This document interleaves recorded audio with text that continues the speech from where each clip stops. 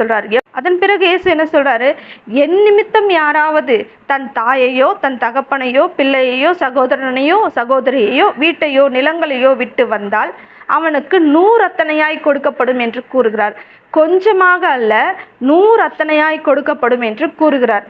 இந்த மிகுந்த ஆஸ்தியுடைய மனுஷன் அவன் ஆஸ்தியெல்லாம் விட்டு விட்டு வந்திருந்தால் தேவன் அவனுக்கு என்ன பண்ணியிருப்பாரு? 100 அத்தனையாய் திரும்ப கொடுத்திருப்பார். நிச்சயம் அவன் பெற்றுக்கொண்டிருப்பான். அது மட்டும் இல்ல, அதோடு கூட அவன் விரும்பிய நித்திய ஜீவனையும் அவன் பெற்றிருப்பான்.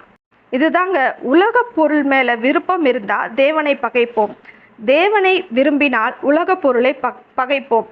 உலக பொருளும் பணமும் தேவையில்லைன்னு தேவன் ஒருபோதும் சொல்லல. அது தேவைதான். ஆனா தேவைக்கு அதிகமா நீ வச்சுக்காதன்னு தான் சொல்றாரு. தேவைக்கு அதிகமா நீ சேர்த்து வைக்காத, பூச்சியும் துருவும் அதை அழித்து போடும், திருடர்கள் கண்ணமிட்டு திடுவார்கள். உனக்கு என்ன தேவையோ அதை வச்சுக்கோ. உனக்கு அதிகமா இருந்ததுன்னா